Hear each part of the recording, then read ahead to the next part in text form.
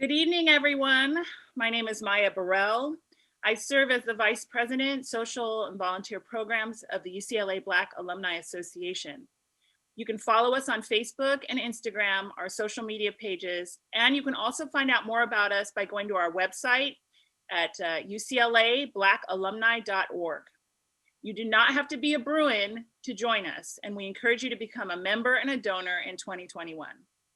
So, with that being said, I'd like to introduce the woman who sits at the helm of UBAA, a non-traditional student who persevered to complete her education more than 20 years after she entered as a freshman.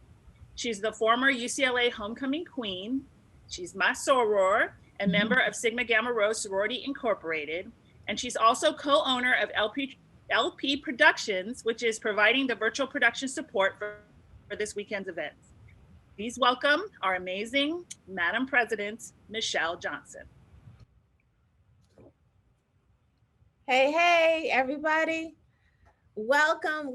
Thank you so much for being here. I want to start first by thanking Maya, my SOAR and an amazing VP in our organization. I want to acknowledge all of our officers. They are volunteers and really giving their all to the cause of UBAA, and I couldn't have a better team, honestly, to work with. So I want to thank Maya and thank all of my officers.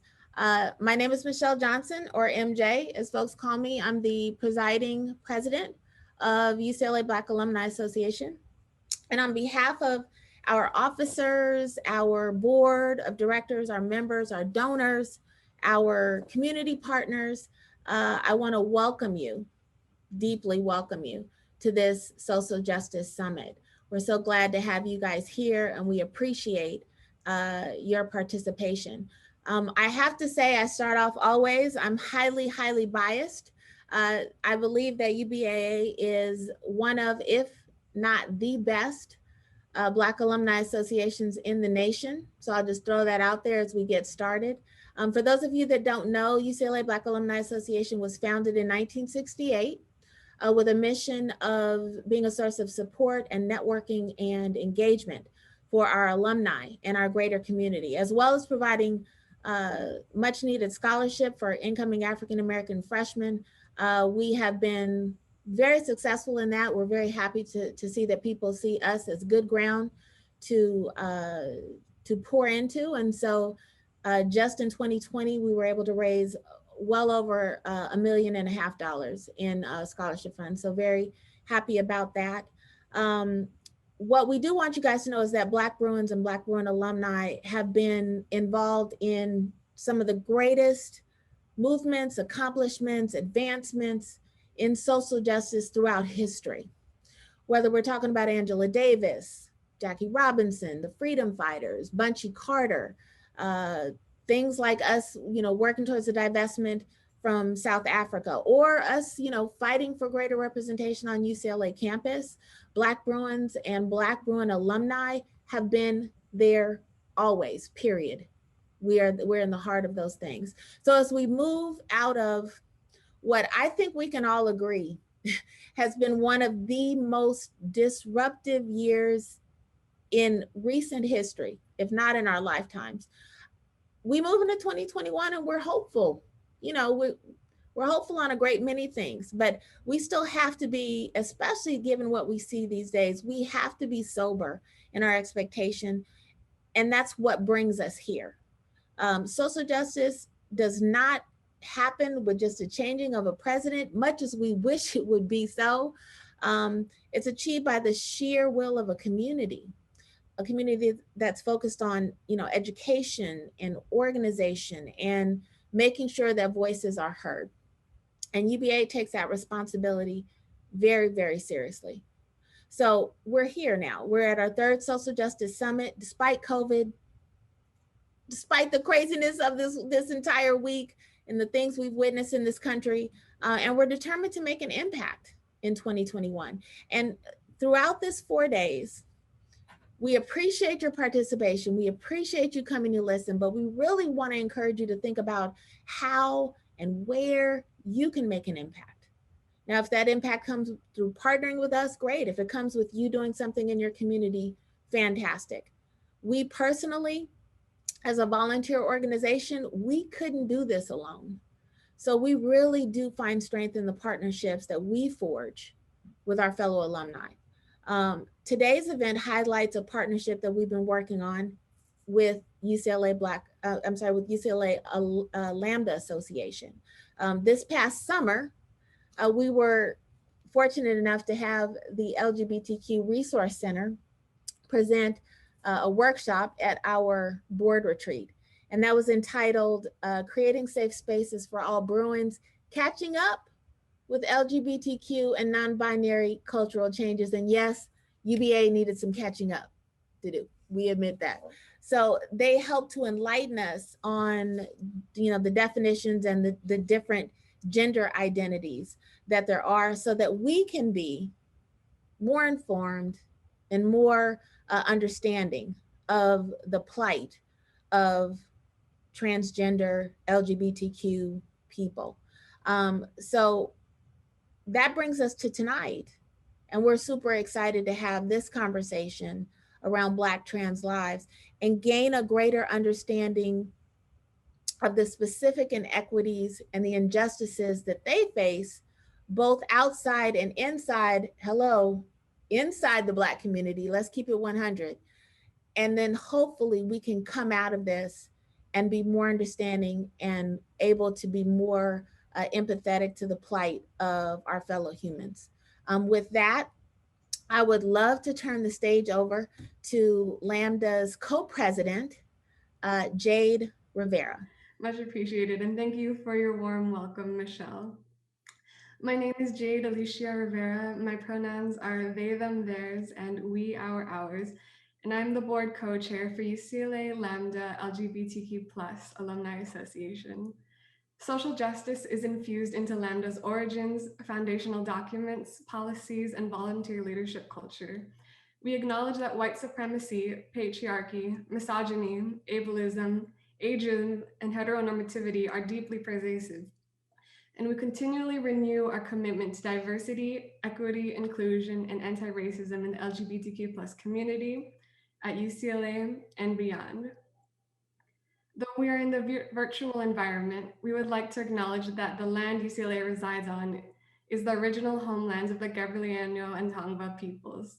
We acknowledge the painful history of genocide and forced removal from this territory, and we honor and respect our ancestors, elders, and the many diverse Indigenous peoples that are still connected to this land. This is an inclusive event.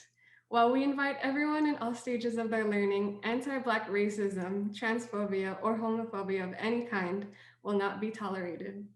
We abide by UCLA's principles of community and ask our viewers to do the same. As Michelle beautifully said, listening and self-correcting is the process. We will never be done. We invite our peers to join us in reflecting on how you can contribute to justice. Thank you, Jade. My name is Jonathan Wilson, and I am a UCLA Anderson MBA graduate from the class of 2008. I'm also an outgoing board member of the UCLA Lambda Alumni Association and the recently appointed president of the UCLA Anderson Black Alumni Association. I must also begin by saying that all this would not be possible if UCLA hadn't paved the way for intersectional diversity programming through cross-collaboration diversity forums, fiercely led by our Patricia Nguyen and Julie Sina. Lately, I personally have been in a thriving mode, but I didn't arrive here overnight. Now 44, I've realized that sometimes otherwise nice people can do mean things.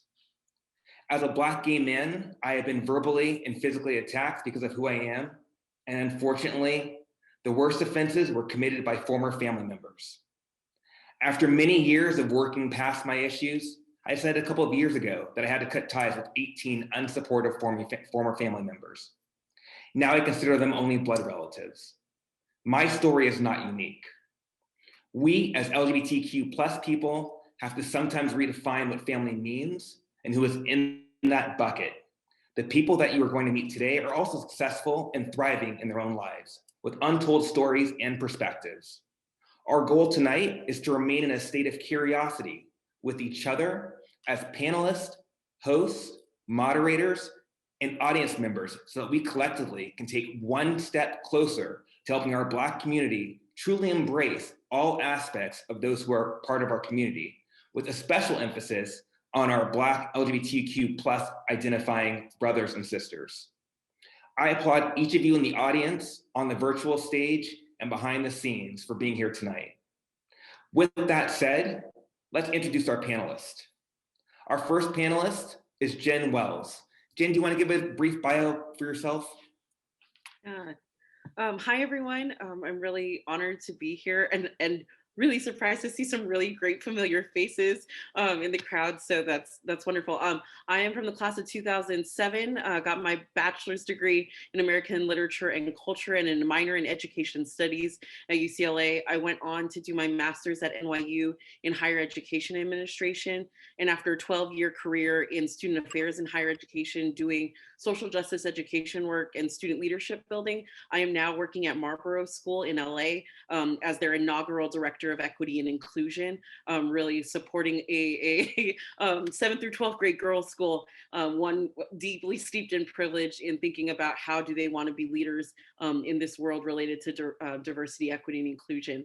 I'm currently in a doctoral program at that other school we don't talk about, but you know, go Bruins for life. And that's just a little bit about me right now. Thank you, Jenn. Tim McNeal is our second panelist. Tim, do you want to give a brief intro to yourself as well? Hi, thanks, Jonathan. It's a pleasure and an honor to be here. I am an alumni from the class of 1983, so I'm an OG on this panel. I currently work in the entertainment industry in diversity and inclusion for the Walt Disney Company. I served on the UCLA Alumni Board and cycled off in 2015, but I continue to be active and supportive in many different facets. I'm a diehard Bruin. Excellent. Thank you, Tim. And then our third panelist is also Tracy O'Brien. Tracy, do you want to provide a brief intro of yourself? Of course, thank you. My name is Tracy O'Brien. I am a trans elder. My pronouns are she, hers, and I am the deputy director of Ms. Major Griffin Gracie's House of Gigi's. House of Gigi's is the first Black-led organization that works solely with African-American trans women in the South for betterment and quality of life. Also, I am the coordinator of transgender health here in San Diego. I have been working in the health field since 2003, and I must give shout out to UCLA, because in the early 2000s, we had 3 conferences there to build our efficacy and our equity to be where we are now. Because now we have the Center of Excellence in San Francisco. When UCLA hosted all of our planning meetings, I want to give a shout out to UCLA for always being affirming and welcoming to the transgender community. So thank you. Thank you. Thank you. So at this point, I would like to definitely turn it over to the panelists one more time, because I want us to go into a little bit more around the untold stories. And I'd like to kind of walk through, their journey for what they want to share. And I'm going to go one by one. And then what we're going to do is a brief 101 interview series. And then we'll have time for the audience questions. And then we'll go more into the cross-panel dialect, or dialogue as well, dialogue. With that said, Jenn, I'm going to ask you to tell a little bit about your untold story, maybe how you went through your coming out experience, and maybe just your journey along the way. Yeah, absolutely. So I kind of share with folks that my coming out story didn't really feel like so much as a coming out story. I identify as queer, and for some folks that orientation might be similarly as pansexual or bisexual, if you will. And so for me, actually, while I was at UCLA, I did not know that I was attracted to women or to folks along the gender spectrum. It wasn't until moving to New York where I actually went on a deep journey on social justice that was both understanding my own Blackness, but also thinking about what did gender and how did gender and sexuality show up. I identify as Black and Filipino. And so even my multiracial identity has always kind of felt, what does it mean to navigate being on the margins of these communities? And so actually it wasn't until I moved to Oakland where I met some beautiful Black and brown, queer and trans people living their beautiful lives in the Bay Area, where I had that moment of like, huh, that's different, and found myself in relationship with and attracted to amazing humans along the gender spectrum, along the sexuality spectrum. And what it looked like for me was really telling my parents like, hey, I'm dating this woman. And they're like, cool. And so for me, I think that that identity of being queer has always been one that's not only my sexual identity, but also feels like a political identity for me. I think because of that, I've really tried to find safe spaces for myself to just be myself. Again, kind of operating like, you can see this, right? Identifying as Black and Filipino, identifying as someone who's attracted to folks along the gender spectrum, as someone who's going to USC but went to UCLA for undergrad, like navigating these in-between worlds. And for me, those politics show up in seeking out women affirming spaces, because oftentimes those are safer spaces for folks as a marginalized gender is being kind of centered, if you will. Still lots to do around what does it mean to accept folks who are non-binary or trans, but definitely more affirming sometimes for folks than other more kind of co-ed spaces, if you will. And so through that journey, developed a deep passion for working with women in marginalized gendered spaces, if you will, recognizing my own privilege as a cisgender woman in these spaces, and thinking about, yes, I'm part of the queer community in a larger umbrella sense of the term, but what does it look like to be in allyship with folks who have a different gender identity than I do, specifically those who are marginalized? And because of those politics, my last job was actually at Scripps College, a great women's college. And I have really had a lot of fun, working with students and helping them find themselves and their own sexual identity, their own gender identity. But what I noticed for me was really bumping up against finding community with Black folks. I will say, like, I was bullied by 2 Black women in my workspace, and I felt it was deeply tied to their own ideas of what it meant to be a good Christian Black woman, and my politics somehow rubbed against their sensibilities about being accomplished and being put together and those things, because leaning into vulnerability, leaning into things not fitting in boxes, we often bumped up against each other. But I will say what was amazing about that experience too, is that I found amazing queer Black community at the Claremont colleges. The director of Black Student Affairs, or the dean of Black Student Affairs, and the assistant dean of Black Student Affairs at the time, one was straight and one was gay, and the amount of inclusion that they did at that level expanded to the professional staff. And for me, it's been really affirming to know, what does it mean to have chosen family? What does it mean to create these spaces that we can be our full selves in? Oftentimes, and I'll wrap up, but like, I know oftentimes we feel like we have to choose between a queer community or a Black community, because in the Black community, we might not feel like we can be our full queer selves. And then in the queer community, they might have a lot of work to do around anti-racism. And oftentimes we will choose that Black community. But even though we know we might receive some harm. And so it's been really great to know in that community, I can be my full self. And that's been super healing, especially in the time of COVID. So I'll wrap that up there, but that's kind of my journey to this point. No, the spotlight is still somewhat on you. So I'm gonna ask a couple more questions from you. One, you mentioned that you were cisgender, and I know that not everybody in our audience really understands what cisgender means. Can you maybe provide what that means to you and how you define cisgender? Yeah, absolutely. So and hopefully like through my story, you've been able to kind of hear some of the distinctions between gender and sexuality, which often can get conflated, right? So I talked about my sexuality being kind of attracted to folks like that's emotionally, spiritually, romantically, sexually, to folks along the gender spectrum. But when I think about my own gender identity, my own sex assigned at birth, my own gender expression, there is an alignment around social expectations. So when someone says you are female assigned at birth, the social expectation is that I show up as feminine and presenting, that I identify as a woman, and that and a feminine presenting, identify as a woman. For other folks who might be trans, non-binary, right?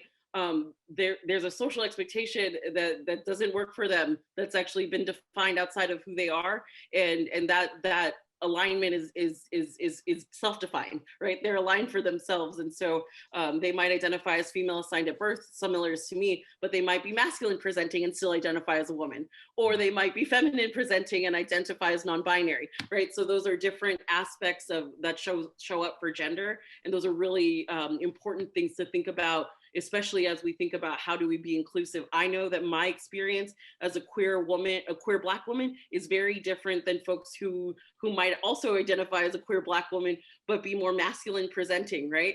That is a whole different experience that I don't even have access to. And even for them, they might not even consider themselves, they might consider themselves cisgender, but right, so all of that are things to kind of think about, the differences between those aspects of our identity. Thank you, Jen. So many more questions for you, but with that said, Tim, I would love for you to take a few minutes and similar to Jen, maybe walk through your story, what you want to share with the audience here, a little bit more of who you are and how you came to be where you are today. Sure, thank you. As I said, I graduated in 1983. And at that time, being gay didn't seem like an option. And in fact, for me, I didn't really acknowledge that I had any gay tendencies and lived within the confines of what my parents expected of me. So I was the good Black son. And I just, in my mind, had mapped out my future, that I would get married to a woman and have 2.3 kids and live in a White House with a picket fence. And I lived that life. I think in my teens and early 20s, I probably, in hindsight, had some sexual desires for men, but did not know how to act on that, and had girlfriends all the way up until I met my first boyfriend at 29. And only then did I realize that I was attracted and could access that emotional connection to another man in a romantic and sexual way. That person ended up being my boyfriend for 7 years. But even during that 7-year relationship, I was still in the closet. Most of the people that I worked with and friends that I had from my past life didn't know that I was in a relationship with this person. Even if they knew him as my friend and not as my lover. I didn't come out to my parents until one day when my dad was coming to Los Angeles and he was going to be staying with me. And I had to tell him on the way back from the airport to the apartment where I lived with my boyfriend.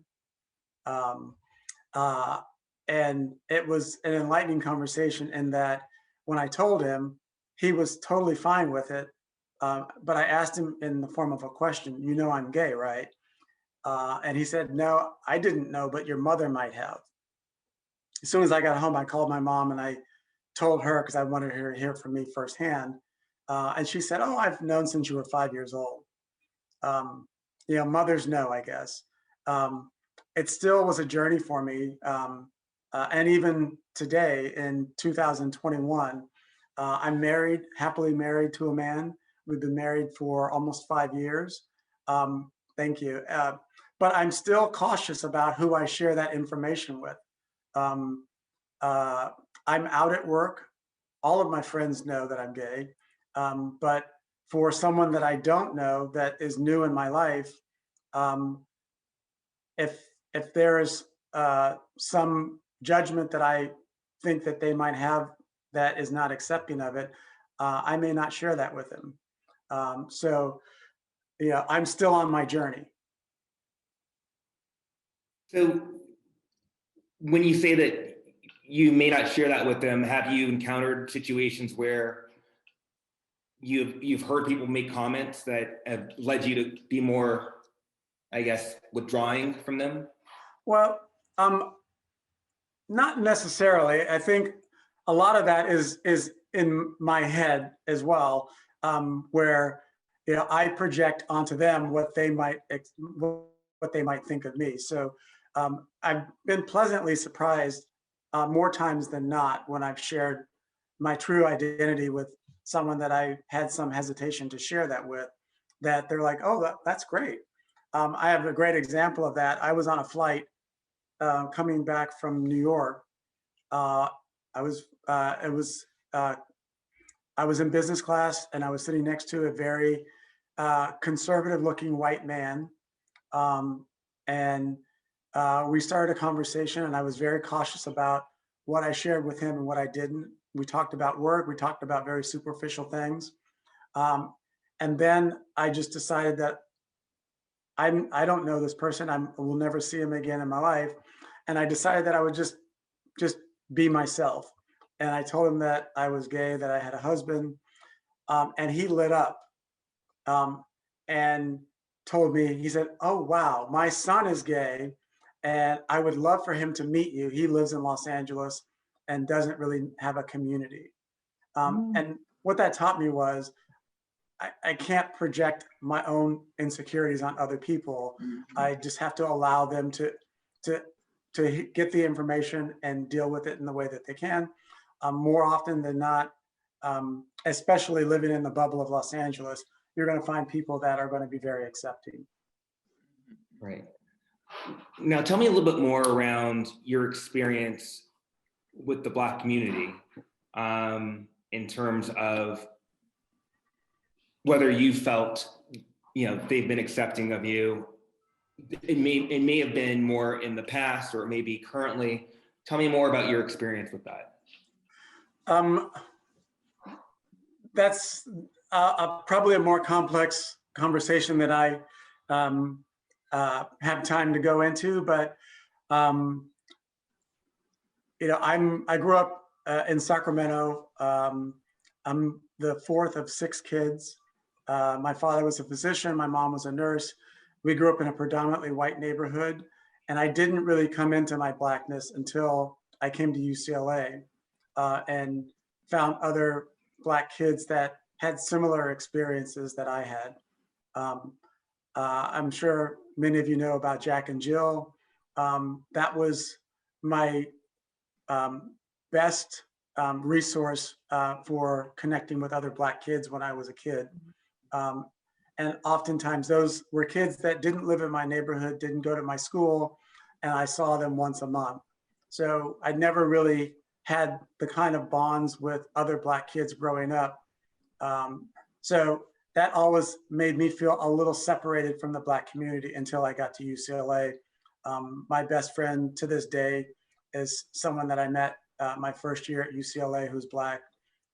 And we're thick as thieves. We probably talk 3 times a day, even today. And that was a real big turning point for me in kind of developing a relationship in the Black community. Good. Good. I'd like to spend more time with you, but I still have to ask more questions of our other Okay. And then we'll come back to you, the group as a whole. So with that said, Tracy, do you want to give a little background on yourself as well? Maybe walk through your story? Of course. Good evening. Once again, my name is Tracie Jada O'Brien. I was born in 1951 in St. Louis, Missouri. I grew up in a time tumultuous the same way it is today. It's almost like I'm reliving my childhood because the 60s and these last year or so with the politics and racial unrest is very similar to the way it was in the 60s. So I was the third of two kids. We were adopted by our grandparents, and my mother wasn't able to take care of us. So that was the era of the whole extended family, where kids often stay with their grandparents. So our grandparents raised us. And also I want to make a distinction between sexuality and gender. Okay, gender is how I see myself, how I see my genitalia, and of course sexuality is who I go to bed with. Ever since I was born, ever since I could remember, I felt female. I never had any idea what male was. However, the outside world had no problem in repeatedly letting me know that I was not female, including my own family. I grew up in a Black neighborhood. We went to church every Sunday. I loved church. I loved church. I was molested in the church. I also heard messages about homosexuality and different people in the church that made me really afraid. So I grew up very, very confused because I had an older brother and older sister. And growing up, I sat there and I saw my sister being, raised and being supported to be this cheerleader and this majorette, and my brother being supported to be this track star and baseball player. And me, I was just sitting there. There was no type of support for me because they didn't know what to do with me.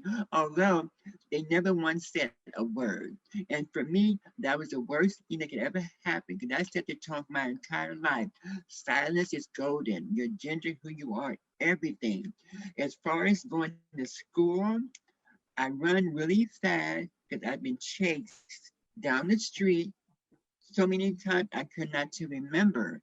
And then as I grew older and I met people like myself, I really wanted to transition, but I'm 6'3" and I have big feet and I feel so disassociated between the average cisgender female, how I could be a part of that community. So I was really depressed. I stopped eating. So I weighed like 130 pounds, which I still do.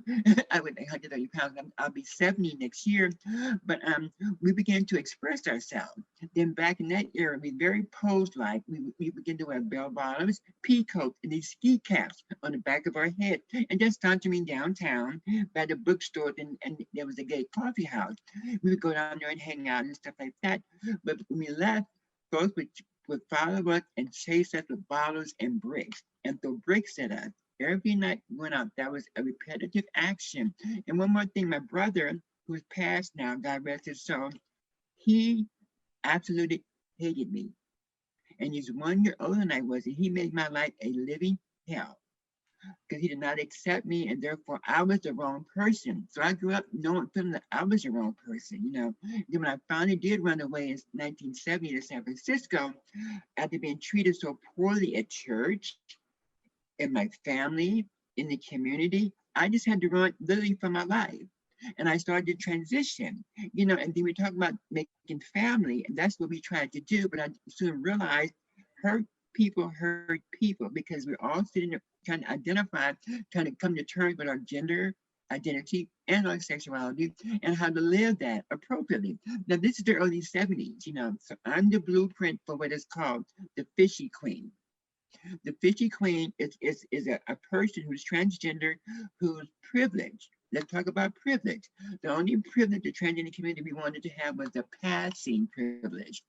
The passing privilege is the ability to get from point A to point B without being attacked, molested, killed, or have bricks thrown at you. I belong to the only community of people that before we leave the house, make that one last check in the mirror to make sure I'm okay. Because my very life depends on how I look to get from point A to point B, okay? So it's really a tumultuous life. Then I found out that within that construct of other girls, meeting other girls in the 70s, we were all searching. We were all deep in pain, because once I said, about me growing up, I had no connection with my family. That really hurt me. So I didn't know who I was, but I knew I was a woman inside. I never identified as a queen, never identified as a transsexual. We were women, okay? And then we came out to the light. As we all know, there's a whole nighttime society that many people in 9-to-5 life know nothing about. And sadly, it still goes on. But there's this whole community of people who live at night, work at night, and survive at night, you know, and that's why I lingered for almost 20 years. You know, I did what I had to do to survive. You know, the thing was sex work. You know, so we did sex work. It was just a common knowledge. Also, during that time, and I was in San Francisco. In New York City, we had Stonewall. In San Francisco, we had the Compton cafeteria riots. And the police would come by and pick us up every night and take us to jail. I have a rap sheet about this long, and most of my charges are obstructing the sidewalk with one prostitution case. I wasn't too bad, okay? But that's just the life that we were living. And for me, it was like, oh my goodness, after living that life for 20 something years, I said, I cannot live like this anymore. I was homeless, I was drug addicted, I was on the street, and I was walking up the street one day, and guess what I saw? There was this movie theater that said, Paris is burning. I said, what is this? So of course I was homeless, so I went in the movie so I could go to sleep. I went in that movie and I saw me. The very first time I'd ever see myself depicted. Well, I saw myself. Octavia St. Laurent, Pepper LaBeija, Crystal LaBeija, all those girls. I'm like, oh my God, these people are living. These people are fucking living, you know? To make a long story short, I got busted. I went to jail. I went to treatment, and I had 30 years clean next year, okay? But in my recovery, yeah, give it to me. In my recovery life, I had to fight for my place in recovery because I went to an LGBT recovery program, and it was mostly white people, but I met another guy there. I met a guy there named Kenny Hooks. He became my pseudo big brother. It was a social model recovery program where you interact with people and you work through your own issues with other people. That was the best gift I could have ever given myself.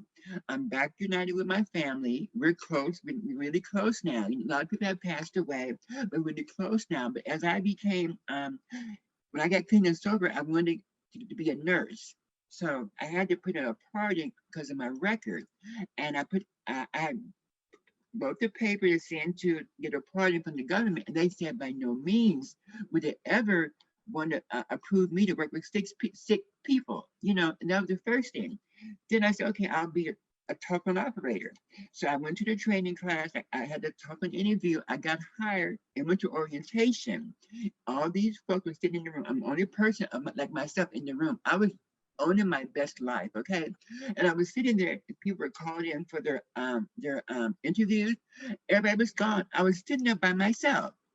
Found they said, Tracy O'Brien, come this way. So I got myself together, and they said, okay, so what is your name? Tracie Jada O'Brien. So what is this? Oh, that's my birth name. I've never used my birth name. Well, I'm so sorry. That posed a forged document. So I lost that job. So I said, you know what? I got so upset. I got to do something. So I went to school. Became a social worker. And I decided to, if I'm going to help anybody, I'm going to help my own community. I've been a transgender advocate for the last 30 years, not the last 20 years, the last 20 years, and I coordinate a transgender program here in San Diego, and I work with the legendary Miss Major Griffin Gracie with the House of Gigi's based out of Arkansas. Because, you know, in California, services are pretty okay for the transgender community. In big cities, but the girls in the South, these girls are being killed. These are the girls who are being annihilated. So Miss Major wanted to be in the South purposefully to empower and enhance and build the equity of Black trans women in the South. And I'm so happy and proud to work with her to help other people like myself have a better life, because we're the only community that has a day set aside to mourn our dead. And we just had another death 2 weeks ago. I mean, this had got to stop. So I'm so happy and I'm so proud of UCLA once again stepping up and having me here. I just wish there was more trans folks here to have myself. I'm not the only trans person in the world. So we need more trans people on this panel and other speaking priorities. Thank you, Tracy.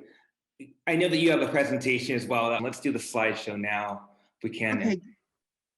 Okay, so like I said, I'm the Deputy Director of the Griffin Gracie Education and Retreat and Historical Center. And I really wanted to get these bullet points out here so people understand the plight of the Black trans woman. We're going to slide number 2. recently, National LGBT Task Force did a survey, a trend in the survey, and what the findings were, I was not surprised, but everybody was surprised about the discrimination and the way in which we had to live. I'm going to read each and every bullet point because I think each and every bullet point is very, very important. Black transgender people had extremely high employment rates at 26%. Oh my, I can't see. I need to, I can't see that. Okay. Black transgender people had extremely high employment rates at 26%, 4 times greater than the general population. Black transgender people live in extreme poverty, with 34% reporting household income of less than $10,000 per year. Black transgender people are disproportionately affected by HIV at 20.3%, as opposed to the general population at 0.6%. Black transgender youth, a startling 41% of respondents said they had experienced homelessness at some point in their lives, more than 5 times the rate of the general society. Black transgender women experience housing and employment discrimination at alarming rates. Black transgender women experience extreme peril doing survival, once again, survival sex work. Black trans women are more likely to experience healthcare discriminations due to bigotry and transphobia. Black transgender women are more likely to experience intimate partner violence that leads to death. Black transgender women are more likely to be in the intimate partner violence that can lead to death. Black transgender youth are more likely not to graduate high school after being harassed or being beat up. Black transgender youth are often more likely to leave home at an early age because of family dynamics and non-acceptance. Black transgender women are more likely to enter the judicial system due to survival skills. Black trans women are more likely to enter the prison system, and these are men's prisons. Black trans women are still sent to men's prison. The average lifespan, once again, the average lifespan of a Black transgender woman is 35. 35, okay? Next slide, please. That is extremely young. Stop. What happened? Where'd it go? I don't see it. Wait, okay. Oh dear. Presentation? Yeah, it went away. Wait, okay, here we go. Stop killing Black transgender women. Stop killing Black transgender women. Stop killing Black transgender women. There is a light at the end of the tunnel. We are saving our own lives. The Major Griffin Gracie Retreat and Historical Center in Little Rock, Arkansas. We're located in Little Rock, Arkansas, and Ms. Major wanted to create a space, a safe, affirming, healthy space where trans women could come and just relax. This was founded and led by trans and gender non-conforming people. Okay, sorry. Founded and led by trans and gender non-conforming people and our allies. We create safe and transformative spaces where members of our community can heal physically, mentally, emotionally, and spiritually from the trauma arising from generations of transphobia, racism, sexism, poverty, ableism, and violence, and nurture them into tomorrow's leaders. Like the young lady you saw at the other video, she's one of our young ladies that we have been through our treatment program. We currently primarily focus on supporting the leadership women of the women living in the South. And there's a picture of some of the girls at one of the retreats. That's how we get together. That's Miss Major in the middle. She is a legendary Miss Major. Miss Major was at Stonewall. Miss Major was also a prisoner at Attica. She was there at the Attica riot, and she worked with some of the guys there. When they had took the guards under hostage and shit. I mean stuff. She was all a part of that. So Miss Major is my hero, and Miss Major and her partner are expecting a baby any day now. Any day now. Major's partner's gonna have a baby any day now. And then the last slide we have is there's a place for you to donate if you're so inclined. Please feel free. There's a little note from Miss Major at the last slide, but also there's a place where you can donate at www.houseofggs.com. Please pass this on to everybody that you know, because we don't want to have one oasis. The goal is to have oasis in the South, in the West, in the North, in Mexico. We got to do something. Okay. Thank you so much. Yeah, thank you, Tracy. This is great. Jade, I'm going to ask you. I've seen some writing in the chat room. What are some questions from the audience that we want to talk about right now before we get into a little bit more of the panel discussion? Yes, there's so much love and so much curiosity that the community would like to hear from you, Miss Tracy.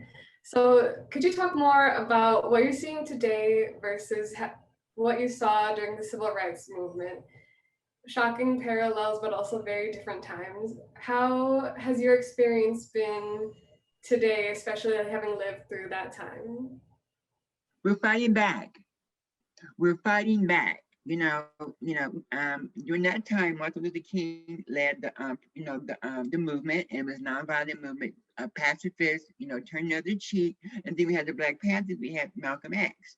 But still, there was civil unrest, but we're really fighting back this time. I mean, the communities are getting involved. Communities are definitely getting involved, because this is so reminiscent of the 60s. It's scary because of the murders, the assassinations of Martin Luther King, Robert Kennedy, Bobby Kennedy, and then also with everything else that was going on, then and being a Black person. And then remember, I'm from the generation whose parents were migrating from the South to find a better life.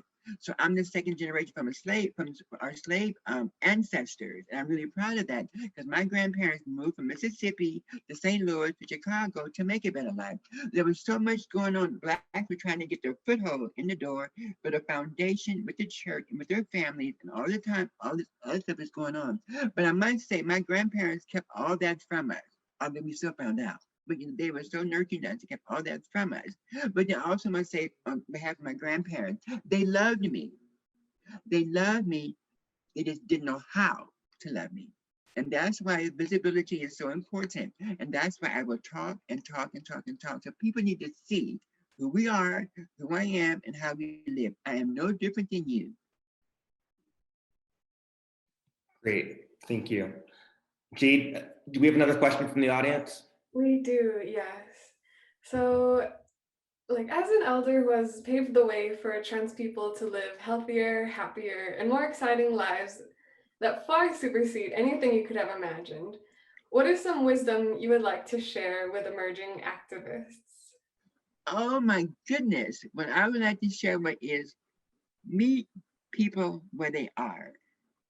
Because this is such a it's a harrowing time, but it's still the most exciting time to be a Black trans woman, because these days we can do anything we set our minds to do.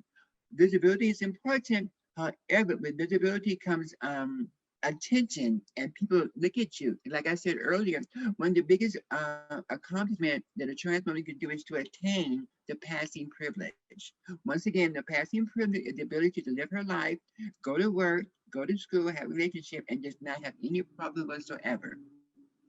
But now with this visibility, people know that we can be very, we can be very passable. So now they're looking at your height, your feet, your legs. So when I say be your best self, always look at your surroundings, go to school, plan for the future, and get an education and choose a career. Because I do a lot of mentoring to young people in the South and here in California. I think it's very important that for what I saw,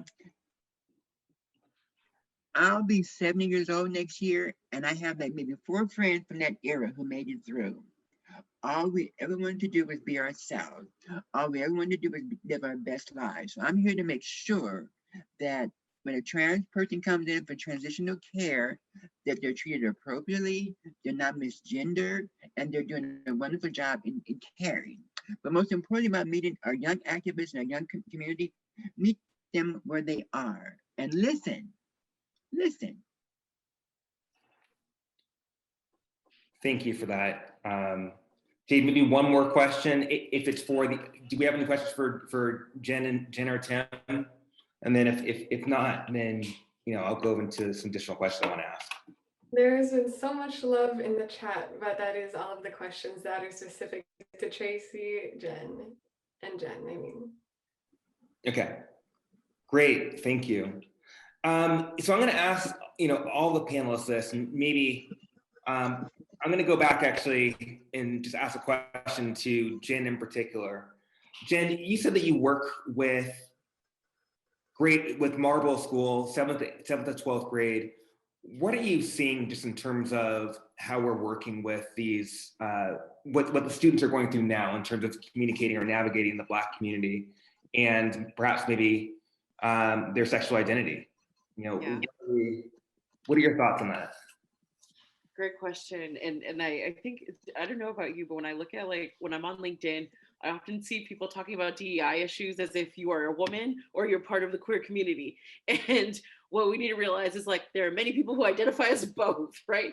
And so in terms of the students that I'm working with, I got an email recently from a student, and mind you, I've only been part of this community virtually.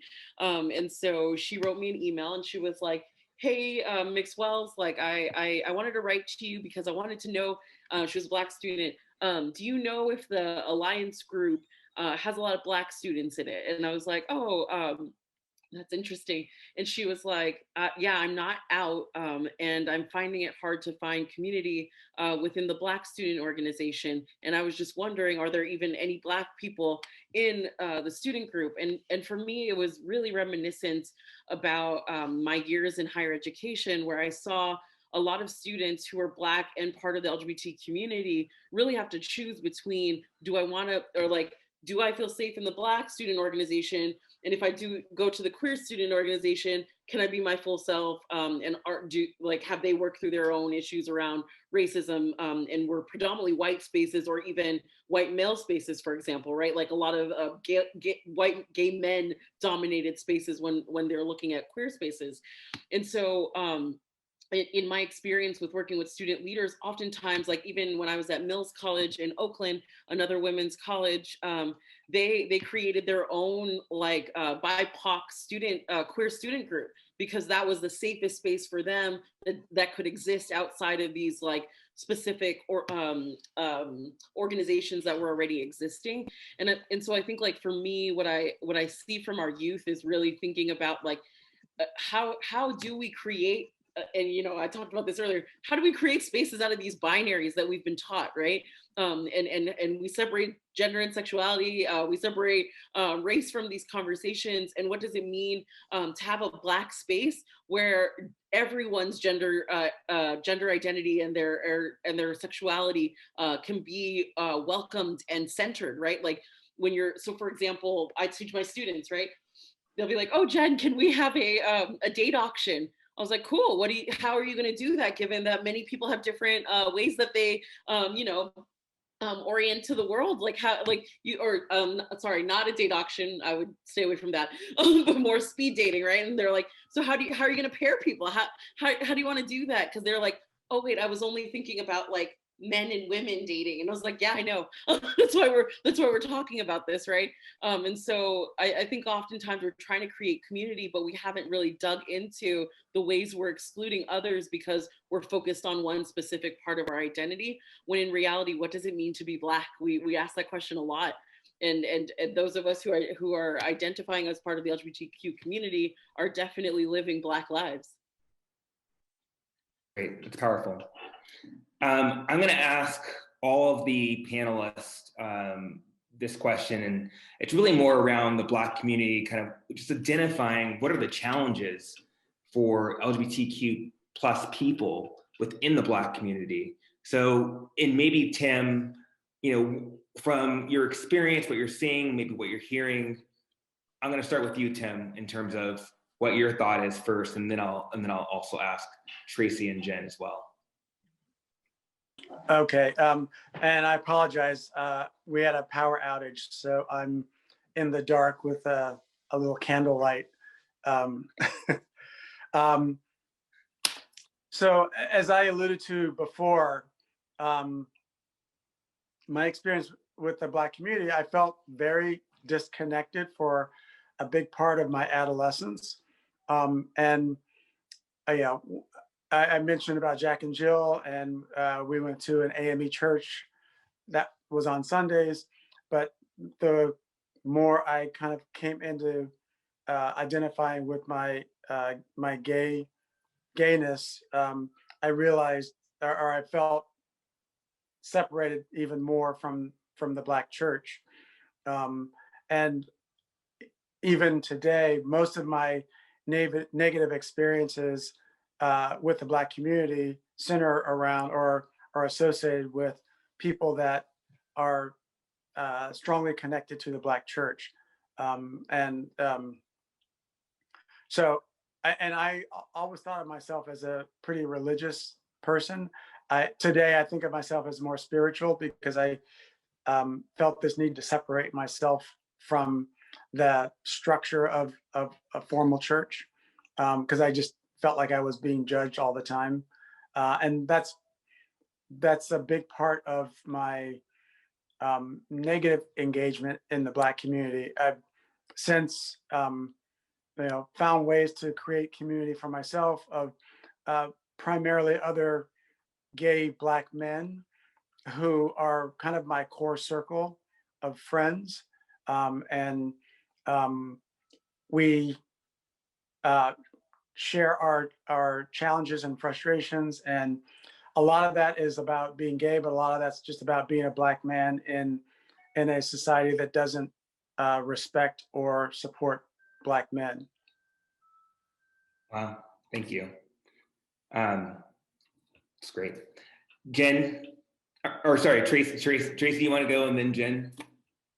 Well, I think for me, I too felt disassociated from the Black community. You know, I was just thinking about that as Tim was talking. I loved growing up. I loved being in the band. I loved going to high school.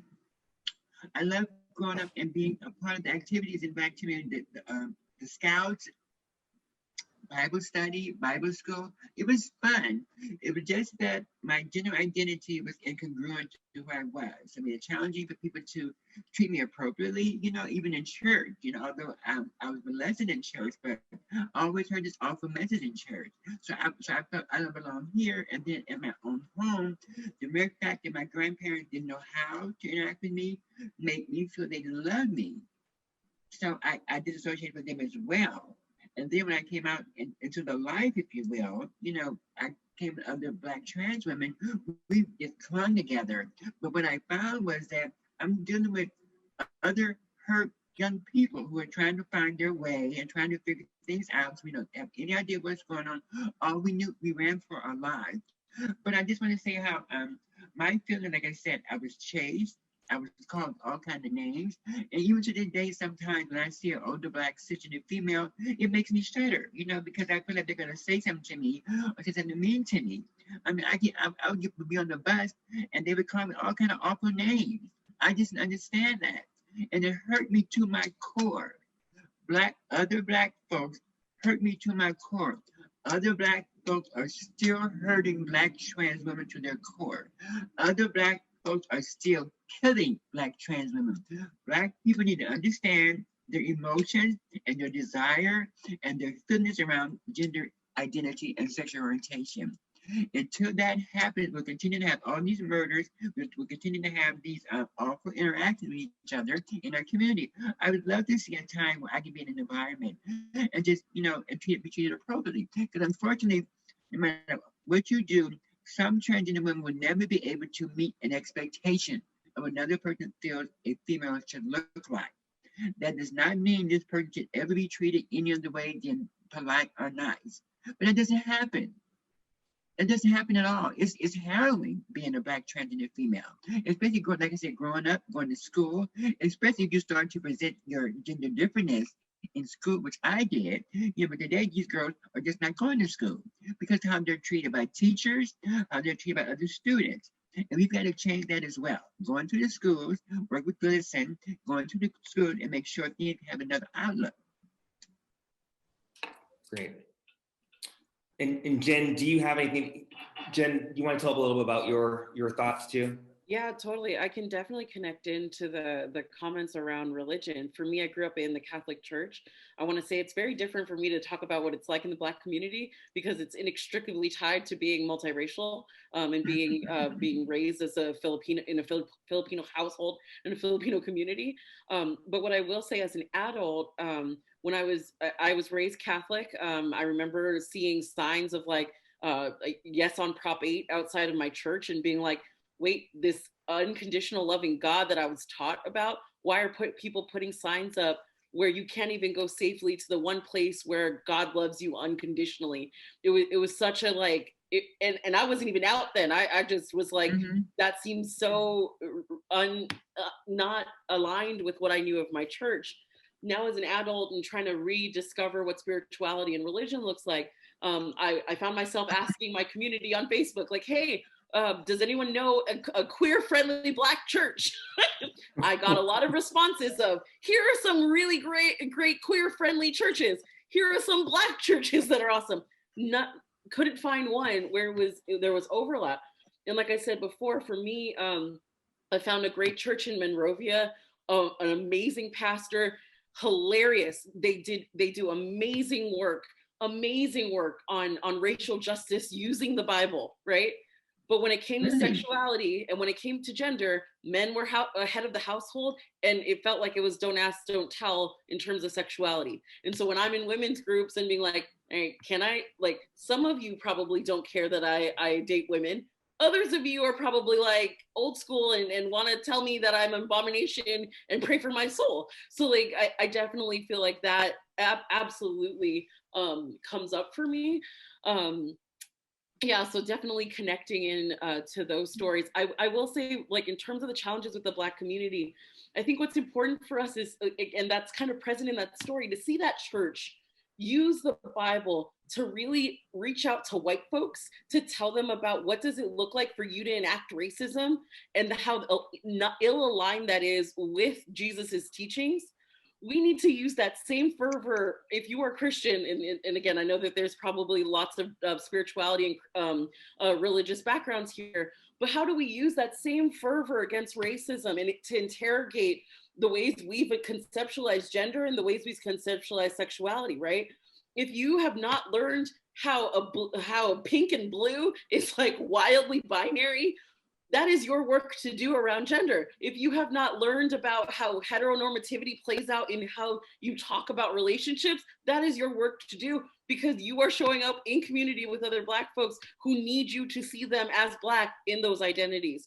And so for me, I'm looking for Black folk who can hold space for the plethora and goodness that we are, right? Like we, I could go on and on, right? Like our original peoples did not practice Christianity. So what does it look like that you're using this religion to then excommunicate folks, right? So again, I'll stop, but that's what's on my mind. Okay, thanks. So what do you guys think in terms of other call to action? So we understand, right now we're being, from a religious standpoint, yes, there is some work to be done within the church. We recognize that. We recognize from the school perspective. I would like to hear more about maybe your thoughts on what the schools can do differently, and perhaps maybe even other aspects of the Black community as well. So, with that, Tim, I'll start with you again. Well, I wanted to also comment and say that, not to stereotype or generalize, but I found that there's still a machismo in Black men, that there's a fear of association with, or guilt by association, by associating with queer people. And I think that's something that, I hope that I'm able to help to diffuse when I'm engaging with straight Black men who have a sense of this machismo that, I don't know where it comes from, but, we're all oppressed people, and to be oppressed by someone who looks like me just doesn't feel right. So then, how do we change that? How do we change that within the Black community, Tim? Well, I know for my part, I have to have the courage to step up and be true to who I am and be transparent about that when I engage with other Black men, with other Black people that may have a religious point of view that doesn't accept the LGBTQ community, and educate them on why it's important for us all to stand together as one. In my mind, that's where I'm thinking that I need to invest my time and energy. All right. You know, Sorry. Go ahead. you know, I think it goes back to slavery because I don't know if you guys saw Ma Rainey on Netflix and how the character that Mr. Chadwick Boseman portrayed, how he was shining his shoes, those shiny new shoes. It reminded me of my grandfather, how he would wear his suits every Sunday, spit, shine. But so it's about being powerful, being a man, being a powerful Black man and a powerful Black woman. This was the era of people trying to understand their own power, getting away from slavery, getting away from servitude, and being productive and self-supporting. So I think it was this little tightly held sense of control that many Black people, I guess people in general, especially Black people, given our segregation, given our history of disassociation, our history has been taken away from us. So we're still trying to create some type of semblance. So I think anything in the church, although we all know the church is that cornerstone of the movement coming from the South. So many people go to the church and get this message and then spew it out to the rest of the public. So I think we have to be more open to being visible and being willing to talk to the public or other Black individuals and have a forum. Because, you know, now that we're in the era that we're in with young people in the hip hop era and this whole social media era, I think it's a perfect opportunity for Black LGBTQ and A, so on, people can get together in these forums and educate the community one by one if necessary, and also going into schools. Going into schools and having classes, training classes in the school. We do college presentations all the time. Continuing visibility, continuing information, continuing education. Because people often fear what they don't understand. Mm-hmm. And I think that will need to continue. I mean, that's probably easier to do in the big cities, right? Probably easier to do in more, the more affluent states. What about the Mississippis, the Alabamas, the Arkansas? Yeah. You know, what do we, you know, how can we help impact that? Well, right now, like I said, in Arkansas, House of Gigi, and in the South and Southwest, there are about 20 Black trans-led nonprofits.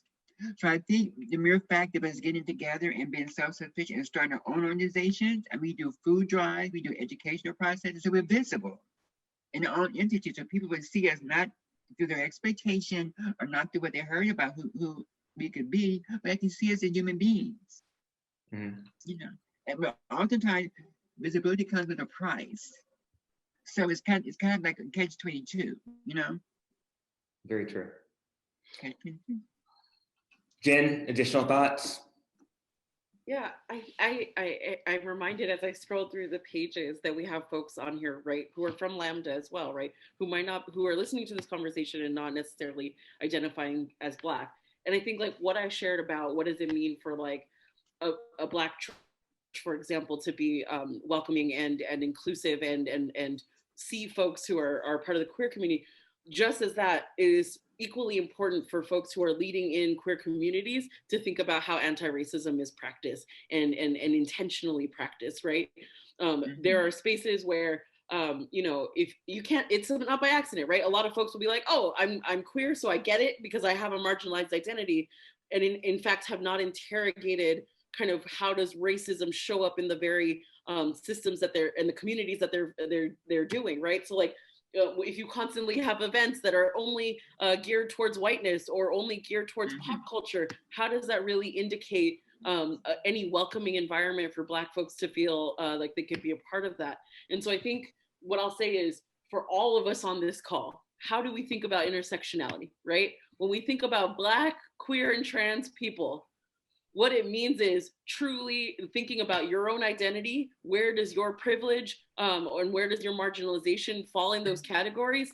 And centering always the marginalized, right? When you're in a space, how do you make sure that Black folks have access and feel included and feel valued? It's not, oh, you know, this is what we're doing for the Black people.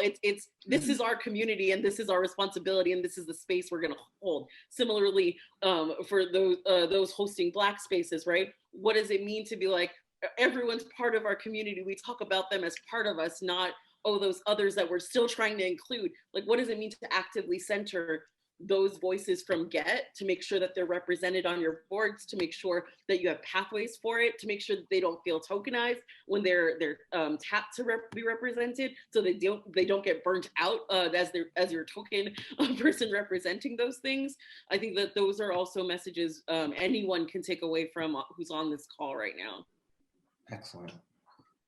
Any additional, Tim? I'm gonna throw, just kind of let it go back to you as well, because I know that having you go first, and sometimes there's things that come up afterwards, or thoughts come afterwards. So what are your thoughts?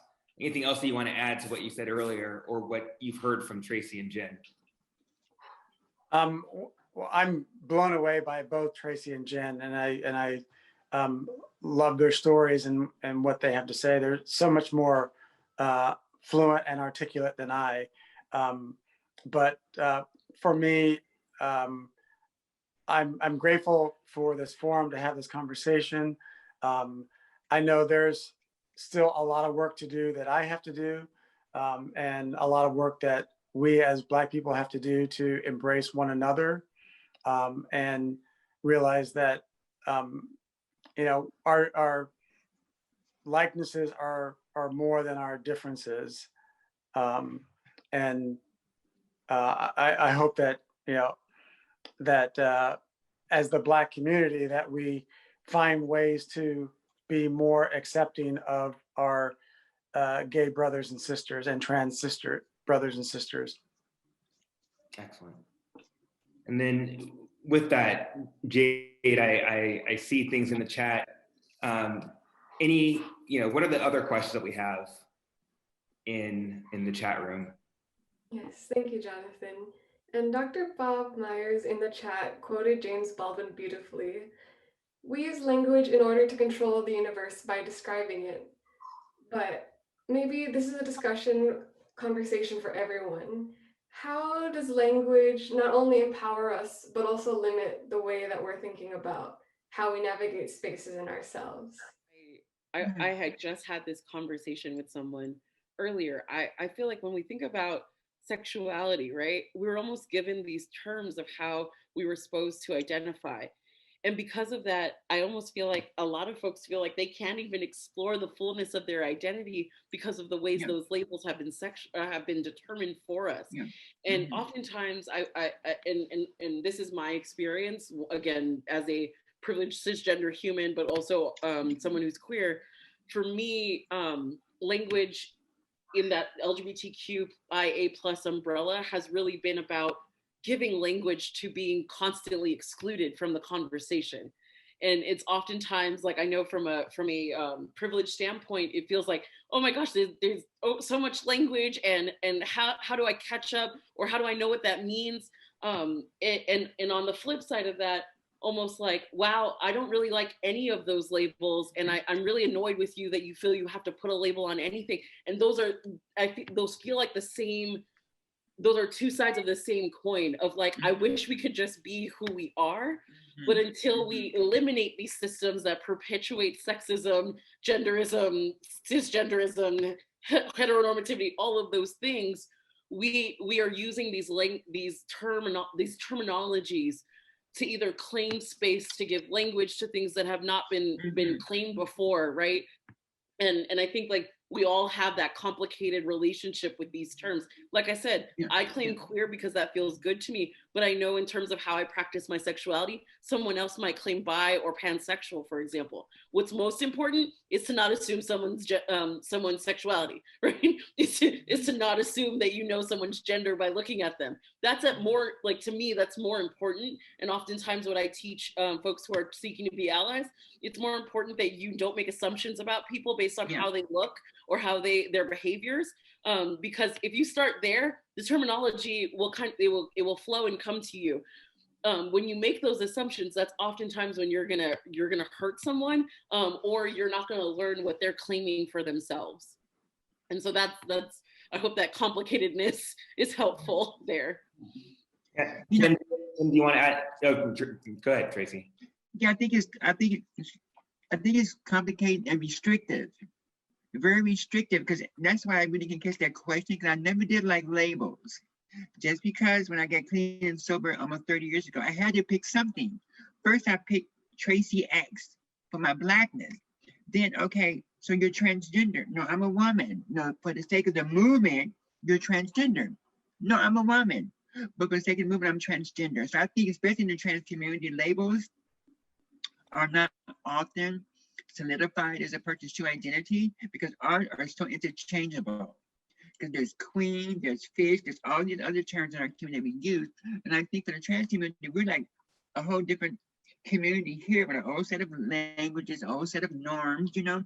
And I think to put labels on everybody is kind of unfortunate. Everybody's not the same, you know? Yeah, it's great. Tim, do you want to add anything to that? No, I'll leave it at that. Okay. I mean, they did say a lot. It's good. Yes. Jade, what do you think the next question is? What the next great question is? Yes, love the thoughtful discussion about language and how it evolves. And it's so necessary to describe not only who we are, but where we can go. And things can change over time. And that's why this work is a lifelong commitment.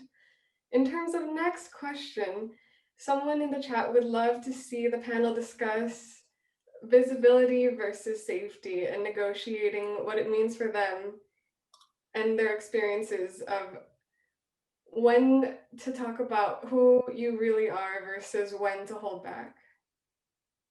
Tim, why don't we start with you on that one? Yeah, I mean, I've already talked a lot about that in terms of visibility versus safety, and whether it's perceived or real threats. I think it's still real. I think for me, you know, most of mine are perceived because I project out to people, and I'm rarely in situations where there is a real threat to my safety.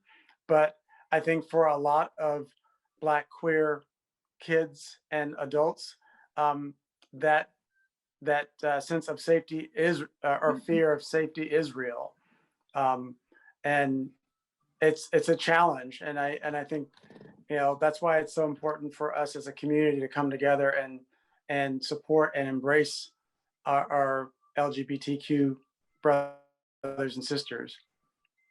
Agreed. And then, Tracy, you mentioned that visibility. I think the quote was, "Visibility comes at a price," is what you said when you talked about Arkansas.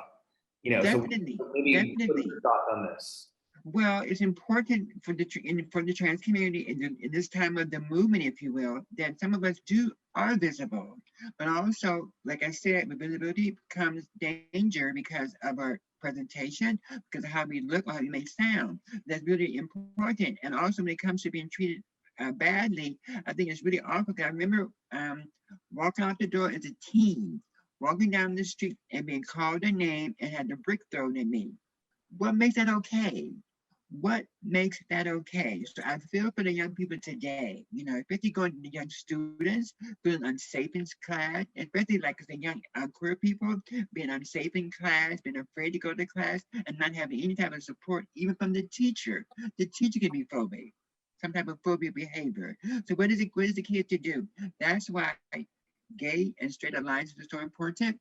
That's why GLSEN is so important, and PFLAG is so important. But I haven't mentioned a Black student program. Perhaps we need one. And we do need one, you know, for young students of color who are experiencing or who are exploring their gender or their sexuality in a safe and affirming space. Good. Jenn, what do you think? So that very question of safety, I think, is what has led me to a privileged space that I'm in. I have actively, like I said, sought out women-centered spaces. And because of that, there's it feels like a safer environment for gender and sexuality in general. And because of that and the role that I've taken on, so again, this is a role that I've I'm now a director of equity and inclusion. I've been a social justice educator.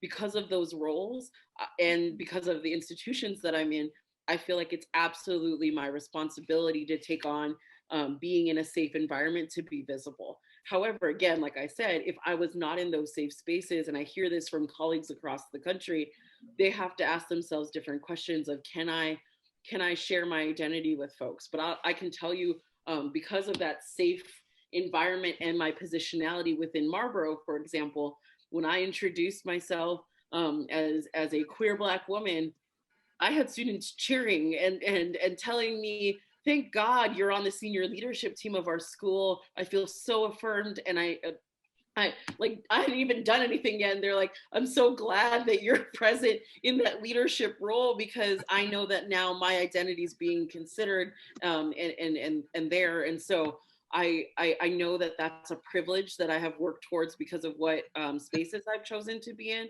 And I know that that's not a privilege that all folks have because of their, they might be in a different part of the country or a different organization. Or, for example, I have friends who work in Catholic schools and have partners and children and are not able to share their full selves because it's not safe to do so. And so I don't take those privileges lightly. Excellent. And I do have to say, I saw the question come across from MJ. And MJ, you happen to be on the call. So I would love for you to ask that question just directly.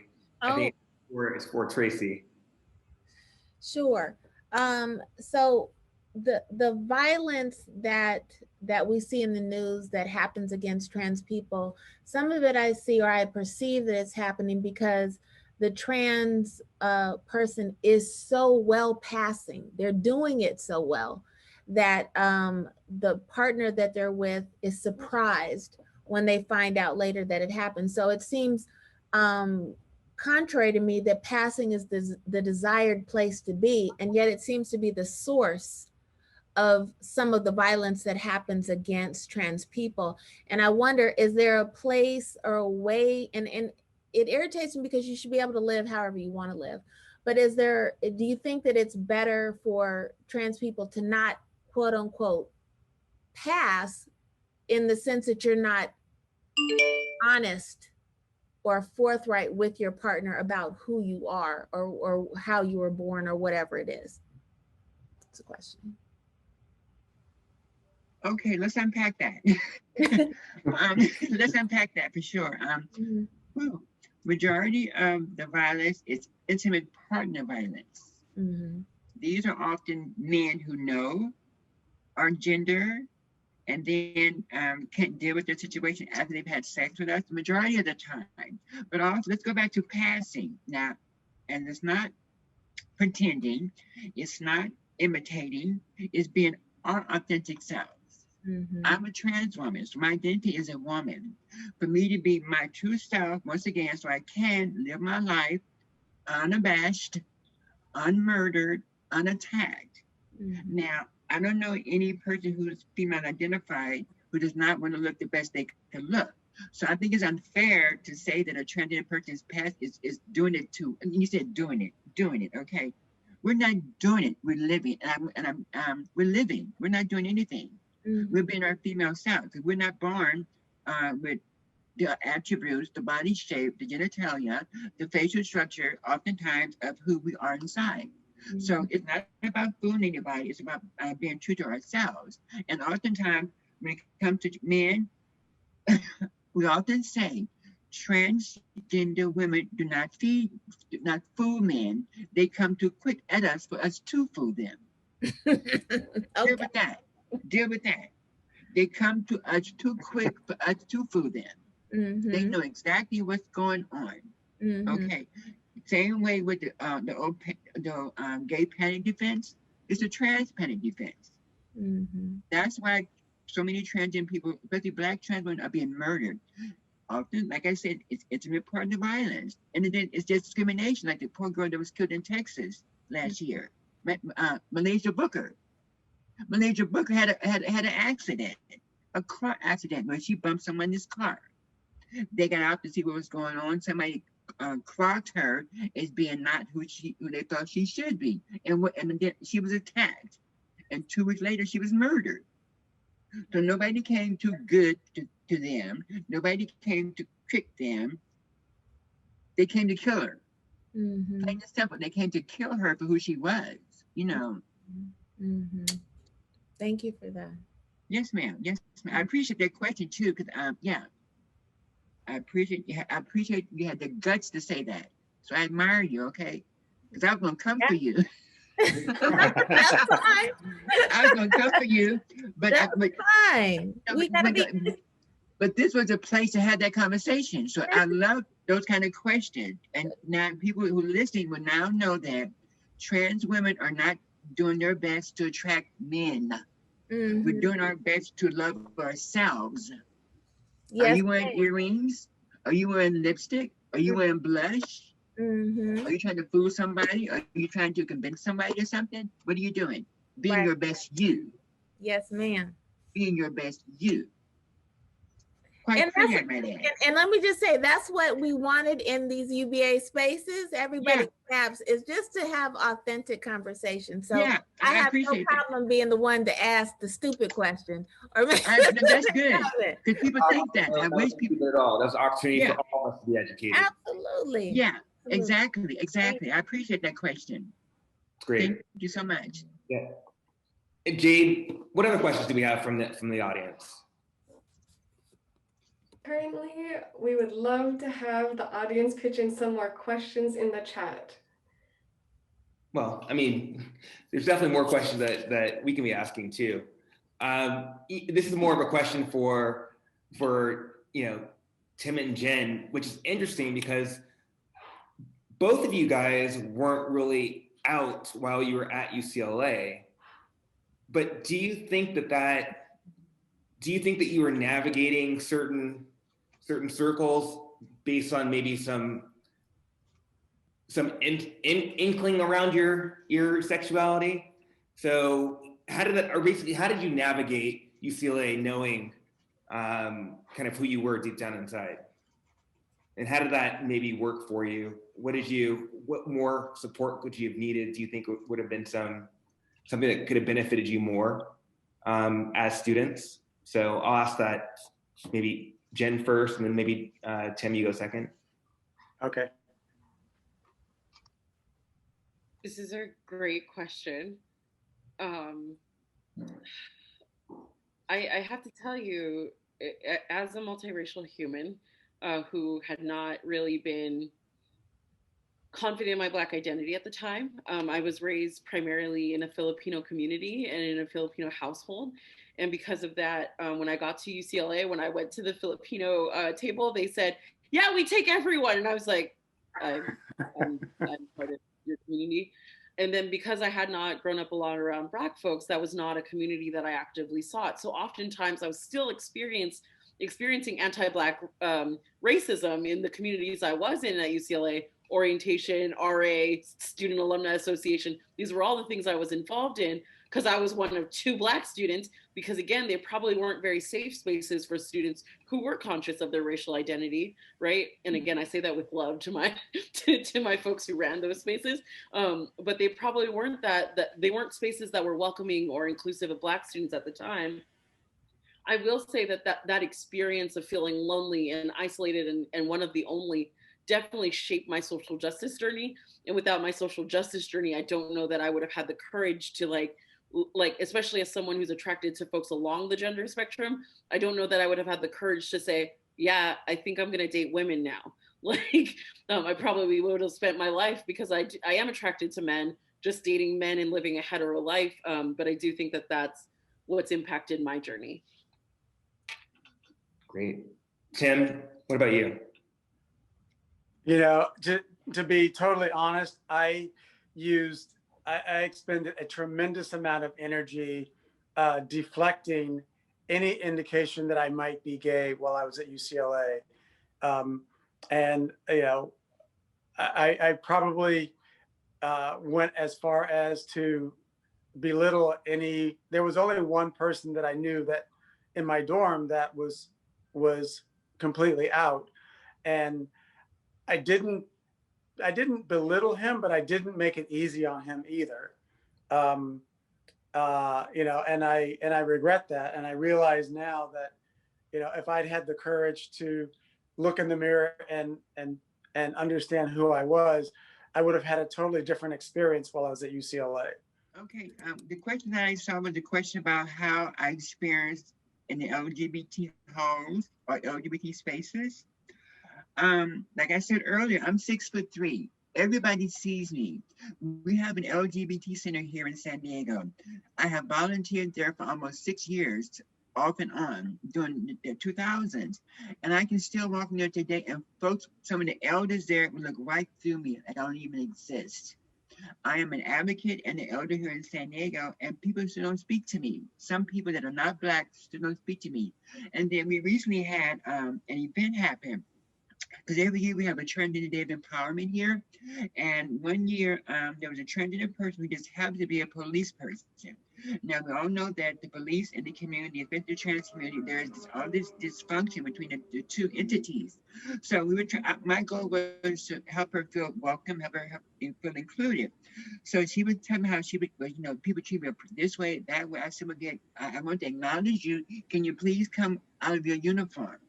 She said yes. So the day, and the people had called me and said, well, if she's going to be there, I'm not coming. But she's not going to be in uniform. This is a white trans person.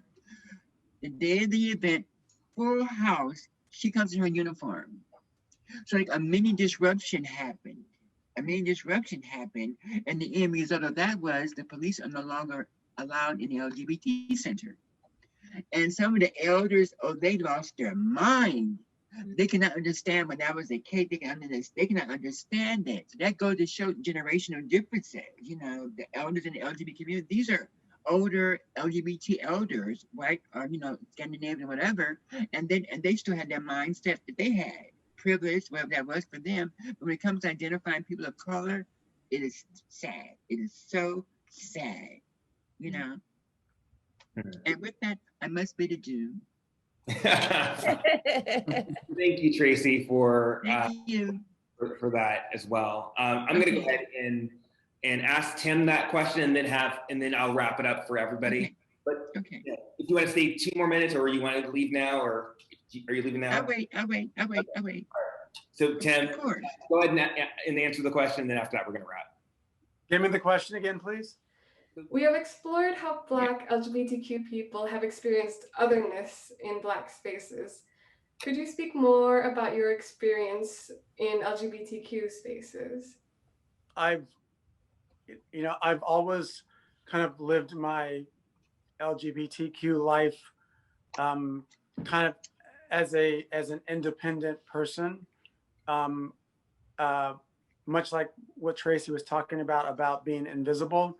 When I finally did come out, my experience in West Hollywood was not pleasant because I felt invisible, and I really had, and I think that's what really helped me to come into contact and into community with other gay Black men, because we all experience the same kind of invisibility.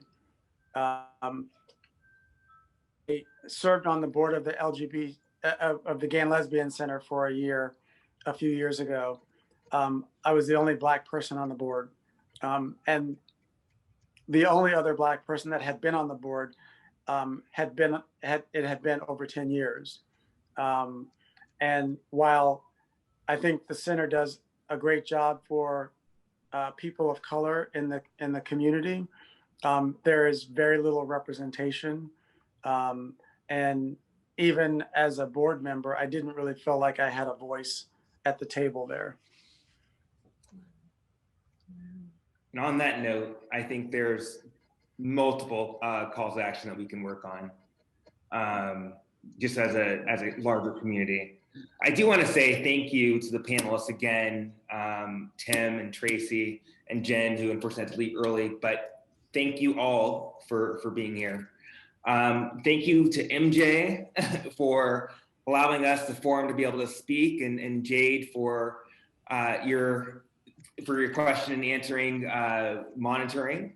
And then I do want to thank also the team that helped pull us together. So that is going to be Stephen Lanusa, Fabian Primera, We also have Kaya Foster. Of course, we have Patricia Nguyen, Eric Shaw, and then Julie Sina. So I want to say thank you to all of you. This has been phenomenal. With that, I'm going to throw it back to Michelle. Thank you so much. I personally want to say, even as we get ready to go through the rest of this week, this has been, and I feel this will be one of the most impactful panels that we will have had. I hope it was for you guys as well. So much about learning is about, you know, putting yourself out there. I think we learn a lot from watching these very courageous people live their truth and be their authentic selves. We need to all learn and grow in that. If you're not familiar with UCLA Black Alumni Association, you can find us on social media.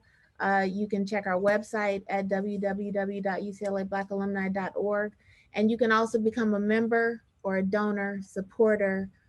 We welcome everyone. You don't have to be a Bruin in order to be a part of UBAA. Thank you guys so much. We appreciate you.